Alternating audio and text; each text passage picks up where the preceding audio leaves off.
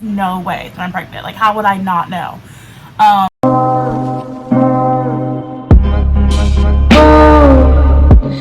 hey guys, welcome back to my channel. So today we're going to be talking about my pregnancy. Well, before I get started, I'm just going to put this out there. I did not find out I was pregnant with my son until I was 31 weeks along. I know it sounds crazy, and you always hear these stories about girls who didn't know they were pregnant, but it is actually so real. So the only symptom I really had was I didn't have my period, which automatically you would assume you're pregnant. So of course I took pregnancy tests, I took numerous, they were all negative. Then I went to my doctor.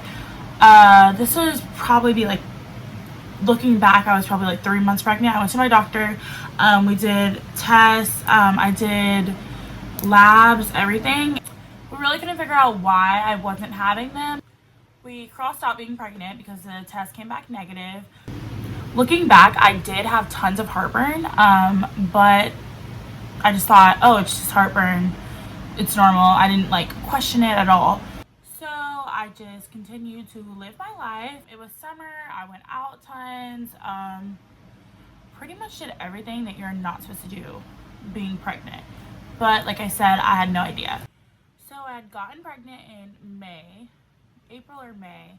And like I said, didn't have symptoms. Around November, October-ish, I did feel movement in my stomach. I just thought it was gas. I didn't think anything of it. And then one night, which was December 13th, so I would be 8 months pregnant. I was just laying in bed, and I guess somehow my hand was on my stomach, and I literally felt a kick, like felt my skin move, like it was a kick, like a hard kick. So I like freaked out, ran to my sister. I was like, oh my gosh, like there's something in my stomach. And I'm like, you gotta feel, like, put your hand on my stomach, like seriously do it. My sister's like, oh my gosh, like you're tripping, like what? She's been through pregnancy. She puts her hand on my stomach and she feels a kick. She's like, that was a baby kick, like that was a full-on kick.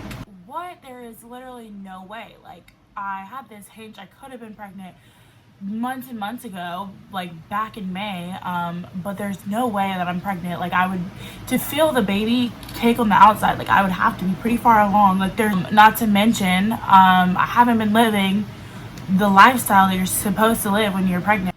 So then I go back, I lay back down. I'm like, I can't do anything about it right now. It's like midnight. I can't do anything about it. So I just lay there and get my camera out and I try to record it. And I was able to. So I'm going to insert that right here.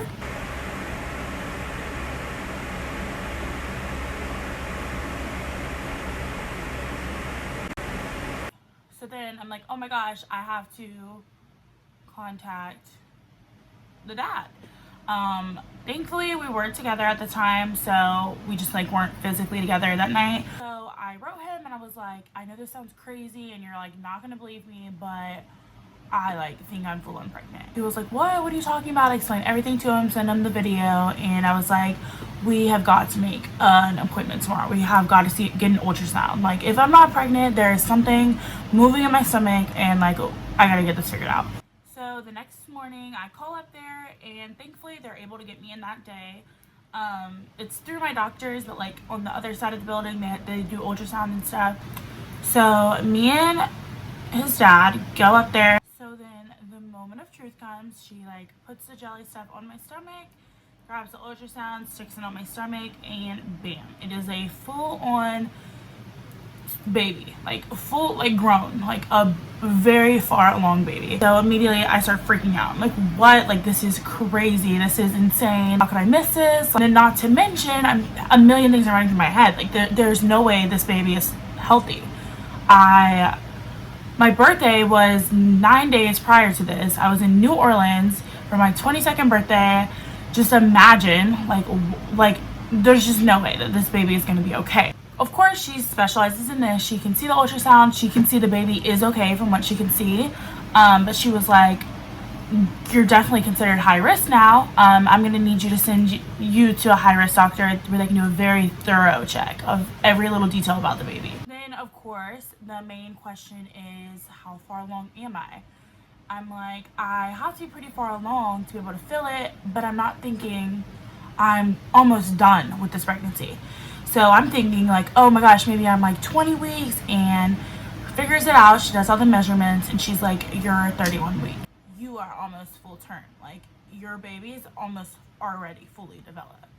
Then, of course, on top of that, she just has to throw in how she had her daughter at 32 weeks. So I'm like freaking out. Me and the dad are like crying. We're happy, but we're like so confused. But overall, we were very, very happy. We were like, we gotta know the gender. Like, she's like, are you sure? Like, you wanna know right now? We're like, yeah, we gotta know. He starts going, it's a boy. I know it's a boy. Like, I can tell it's a boy. And I'm like, what? Like, you can't tell it's a boy. I'm like, whatever. So yeah, what is it? And she's like, yep, it's a boy. And of course, we're so happy. We're like, wow, this is crazy. It was just insane. I had previously already told my mom, like, prior to going to that appointment the next morning, that I thought I was pregnant. Literally all I did was like look at her and I was like, Mom, I gotta talk to you. And she's like, what, you're pregnant? And I'm like, well, I think so. We're about to find out. So after the appointment, we get back in the car, and the first thing, of course, I'm like, I have to call my mom. This is crazy.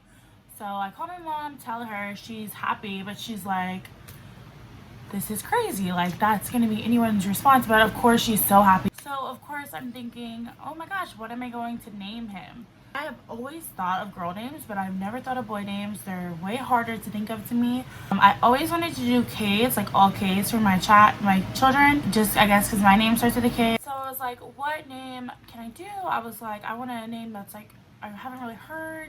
So I was like taking all these different names and then like replacing the first letter with K. One night, me and my sister were watching Vampire Diaries, and I was just like being stupid. And I was like putting K's at the beginning of everyone's name. I was like Kyler, Kevin, and then I was like Cayman. And I was like, oh, I actually like that. Like, I like the name Cayman. Like, that's so cute. Was pretty set on Cayman. The two names that I was like going back and forth between was Cade and Cayman. And then I was like, I'm just gonna do Cayman. Like, I just feel Cayman. And then now looking back, I'm like, he's definitely a Cayman. Like, I'm so glad I chose that name. So yeah, Cayman was the name. And then for his middle name, I wanted a just like simple one syllable, so I chose Rain. So the next step, of course, is to go to this high-risk doctor, so I can do a thorough check on my baby, make sure his heart, his lungs, pretty much everything is developed properly.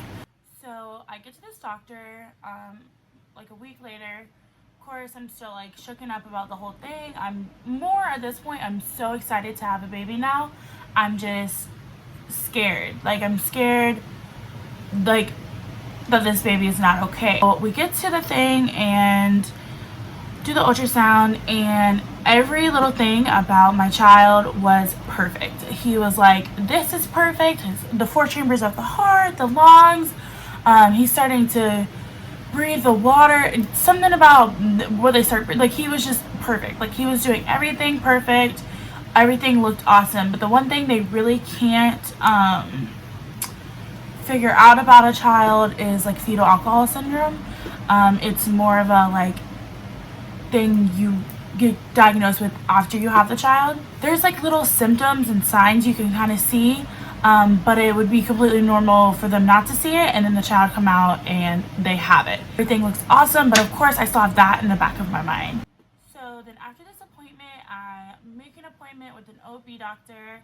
I already had a doctor I would use in mind, which was the one my sister has always had, and she had given birth 3 months prior to this. I had like 2 appointments being pregnant. I had like 1, maybe 2 ultrasounds after that. Like, it was very short. I immediately had to have a baby shower like the next month, which was cutting it close. It was just all super fast. But for the most part, I did get adjusted to like having a child very fast. Like, I was totally on board.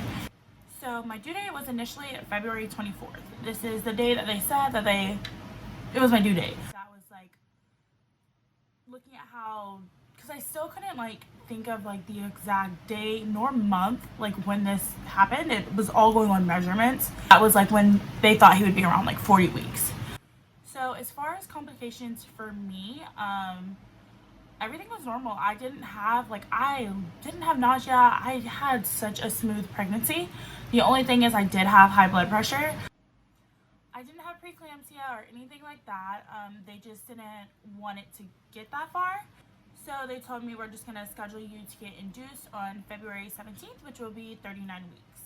So February 17th comes and I go to the hospital at 5 o'clock, and I'm there. My mom, my sister, the dad, everyone's there ready to have this baby. I've never had a child before. I did hear that your first child, it does take a little bit longer. But I did think, okay, I'm getting scheduled to have him Sunday night.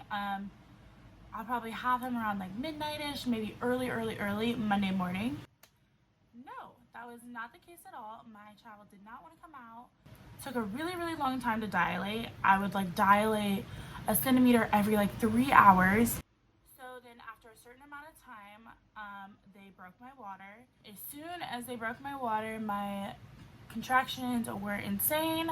So I was like, I need this epidural now. So I got my epidural. This was probably very late Sunday night. I would say like 11-ish. But I was like, I need this epidural now. And that was what I was the most terrified out of the whole thing. I was scared to get the epidural. I got the epidural and it was amazing. I literally couldn't feel anything. I was like, yes, like I'm so ready to have this baby. I'm thinking, oh gosh, my contractions were just that crazy. Like he's gonna be coming any minute.